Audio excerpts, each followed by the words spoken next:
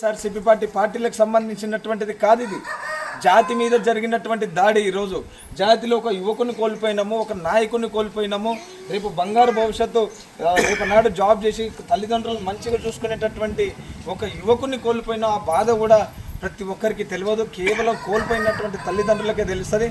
తప్పనిసరిగా తల్లిదండ్రులను ఓదార్చాల్సిన బాధ్యత ప్రతి ఒక్కరి మీద ఉంటుంది. ఈరోజు సీను కుటుంబ సభ్యులకే కాదు, ఈరోజు సీను చనిపోయాడంటే మన కుటుంబ సభ్యులలో ఒక చనిపోయినట్టుగానే మనం భావించాలి. వాళ్ళకు అండగా నిలవాలి, వాళ్ళకు ఆత్మ ధైర్యాన్ని నింపాలి, వాళ్ళకు ధైర్యాన్ని చెప్పాలి, వాళ్ళ కన్నీళ్ళు తొడవాలి, వాళ్ళకు నేనున్నానని భరోసా కల్పించాలి. అందుకే నేను హైదరాబాద్ నుంచి ఇక్కడికి రావడం జరిగింది. మళ్ళీ కూడా సీను అమ్మనాయనకు నేను చెప్తున్నా, తప్పనిసరిగా మీ కుటుంబానికి అన్ని విధాల అండగా ఉండేటటువంటి నేను ఉంటాను. తప్పనిసరిగా రాష్ట్ర ప్రభుత్వం దృష్టికి తీసుకెళ్తాను. అమ్మనాయన చెప్పిన విధంగా, వాళ్ళ అమ్మనాయన చెప్పిన విధంగా కేసు విషయంలో కొద్దిగా డౌట్లో ఉన్నాయి, ఎవరో చేసి పెట్టిపోయినారనే విషయం కూడా చెప్పారు. తప్పనిసరిగా పోస్ట్మార్టం రిపోర్ట్ రాగానే మళ్ళీ నేను మళ్ళీ ఒకసారి వస్తాను.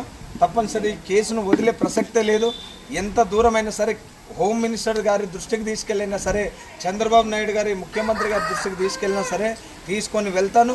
ఈ కేసు విషయంలో కుటుంబ సభ్యులకు న్యాయం చేసే బాధ్యత కూడా నాదే అని చెప్పేసి నేను తెలియజేసుకుంటా ఉన్నా. అదేవిధంగా రాష్ట్ర వ్యాప్తంగా రజకుల మీద దాడులు జరుగుతూ ఉన్నాయి. రజక జాతిలో గెలిచినటువంటి ఎమ్మెల్యేలు రారు, రజక జాతిలో ఉన్నటువంటి ప్రజాప్రతినిధులు రారు. కాబట్టి ప్రతి ఒక్కరు ఆలోచించాల్సినంత అవసరం ఉంది. ఈరోజు మీరు తెలుగుదేశం పార్టీలో ఉండొచ్చు, వైఎస్ఆర్సీపీ పార్టీలో ఉండొచ్చు, కానీ మొట్టమొదలు మనకు జన్మనిచ్చినటువంటిది రజక జాతి. మన జాతికి ఏం చేసినామనేది ఒకసారి ఆత్మ పరిశీలన చేసుకోవాలి. రజక అదేంటి మన ఆమె సావిత్రి గారు ఏంటి రజక కార్పొరేషన్ ఈరోజు అది కర్జీ మళ్ళీ ఈరోజు గారు ఉన్నారు. ఈరోజు సావిత్రి గారిని నేను కొంచెం సూటిగా అడగదలుచుకున్నా. ఈరోజు ఒక రజక యువకుడు చచ్చిపోతే మీరు ఎందుకు రాలేదో సమాధానం చెప్పాల్సినంత అవసరం ఉంది. కుటుంబాన్ని ఎందుకు ఓదార్చలేదో మీరు సమాధానం చెప్పాల్సినంత అవసరం ఉంది. కార్పొరేషన్ అంటే ఫోటోలకు ఫోజులు ఇచ్చడం కాదు, కార్పొరేషన్ అంటే ఏదో పూలు జల్లించుకోవడం కాదు. ఇటువంటి బాధలో ఉన్నటువంటి మీరు కూడా ఒక తల్లి స్థానంలో ఉన్నారు. ఒక తల్లి కడుపు కోతను గుర్తించాలి. ఆ విధంగా వీళ్ళని ప్రభుత్వం దృష్టికి తీసుకెళ్ళి ప్రభుత్వం తరఫున రజక కార్పొరేషన్ తరఫున ఏదన్నా సాయం చేసి కుటుంబాన్ని ఆదుకోవాలి, కుటుంబాన్ని కన్నీళ్లు తుడచాలి. కానీ ఈరోజు కార్పొరేషన్ ఉందంటే తూతు మంత్రంగానే ఉంది. తప్పనిసరిగా రజక కార్పొరేషన్ చైర్మన్ దీని మీద సమాధానం చెప్పాల్సినంత అవసరం ఉంది. గతంలో కూడా కార్పొరేషన్ నీరు గారింది, ఇప్పుడు కూడా కార్పొరేషన్ నీరు గారుతుంది. కాబట్టి తప్పనిసరిగా గ్రామాలలో ఉన్నటువంటి రజకులకు నేను ఒకటే విజ్ఞప్తి చేస్తా ఉన్నా, మీరు సంఘాలుగా ఏర్పడండి, మీరు సంఘాలలో చేరండి, సంఘాలలో ఉండండి. నేను ఆ సంఘంలో ఏ సంఘం లేదు. ఆంధ్రప్రదేశ్ తెలంగాణలో ఉన్నటువంటి రజకులకు ఒకే ఒక సంఘం ఉంది, అది అఖిల భారత రజక సంఘం అని చెప్పేసి మీ అందరికి నేను తెలియజేసుకుంటాను. ఏ సంఘం లేదు. కష్టకాలంలో మన పక్షాన నిలబడేటటువంటి సంఘమే మన సంఘం. కాబట్టి అఖిల భారత రజక సంఘం జిల్లా అధ్యక్షుడు నాగేంద్ర ఉన్నాడు, మండల అధ్యక్షుడు, మీరందరూ కమిటీలు ఏర్పాటు చేసుకోండి. మీకు ఏమన్నా సమస్య ఉంటే వాట్సాప్ గ్రూప్ పెట్టండి, జిల్లా కమిటీ దృష్టికి తీసుకెళ్ళండి. నా దృష్టికి వస్తే నేను కూడా తప్పనిసరిగా మీ కుటుంబాలకు అండగా ఉంటాను. ఇక్కడ నేను ఏదో ఈ గ్రామంలో చెప్తున్నాను కాదు, ఈ ఆంధ్రప్రదేశ్లో ఉన్నటువంటి ప్రతి గ్రామానికి చెప్తా ఉన్నా.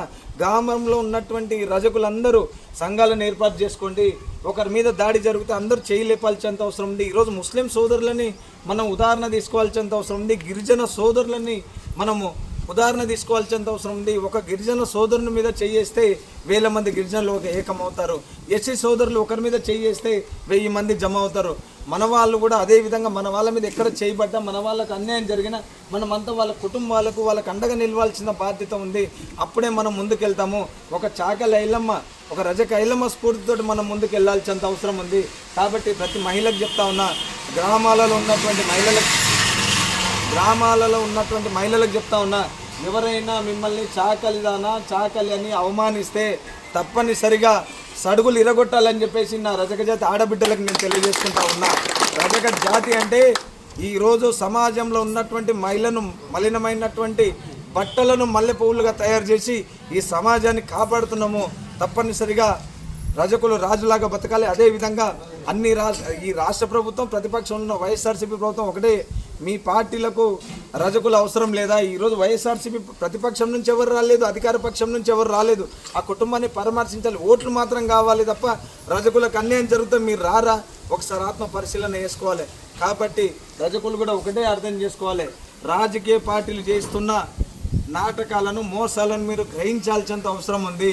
ఇక మీదట ఏ పార్టీ అయినా రజకులకు అన్యాయం చేయాలని చూస్తే తప్పనిసరిగా రాబోయే ఎన్నికలలో బొంద పెడతామని చెప్పేసి ప్రతి ఒక్కరికి తెలియజేసుకుంటూ ఈరోజు సీను కుటుంబానికి తప్పనిసరిగా ఎమ్మెల్యే గారి దృష్టికి తీసుకెళ్ళినాం, మంత్రి గారి దృష్టికి తీసుకెళ్ళినాం. తప్పనిసరిగా శ్రీను కుటుంబానికి కేసు విషయంలో తప్పనిసరిగా న్యాయం చేసే బాధ్యత అఖిల భారత రజక సంఘం తీసుకుంటుంది. తప్పనిసరిగా ఈ 4-5 రోజులలో జరగకపోతే మళ్ళీ పోలీస్ స్టేషన్ దగ్గర పెద్ద ధర్నా కార్యక్రమాన్ని కూడా పిలుపునిస్తామని చెప్పేసి తెలియజేసుకుంటా ఉన్నాం.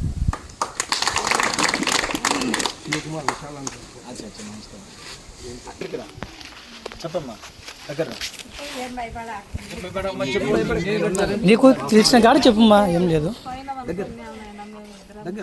వచ్చినాడు అమ్మ అన్నాడు అన్నా, ఇంకా వాళ్ళ నాయన కాడ అది కొంచెం నశం తీసుకొని నోటికి పెట్టుకున్నాడు, కిందికి వచ్చినాడు. ఇంకా ఏమైనది నాకు అర్థం తెలియదు. పైనింటి అయితే అమ్మ అన్నాడు, కిందికి వచ్చినాడు. ఏం చేసినారో వేసుకున్నాడో ఏం కాదమ్మా నేను ఉన్నానమ్మా. మీకు న్యాయం చేసే బాధ్యత నాదమ్మా. మీరు ఏం నేను నీకు కూడా తప్పనిసరిగా మిమ్మల్ని తప్పనిసరిగా ఈ కేసు విషయంలో న్యాయం చేసే బాధ్యత నాది.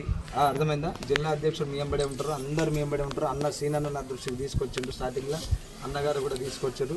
తప్పనిసరిగా ఈ కేసులో ఎంత పెద్దవాళ్ళు ఉన్నా, ఎంత పేరుగాంచనలో వదిలే ప్రసక్తి లేదు. మీ కుటుంబానికి న్యాయం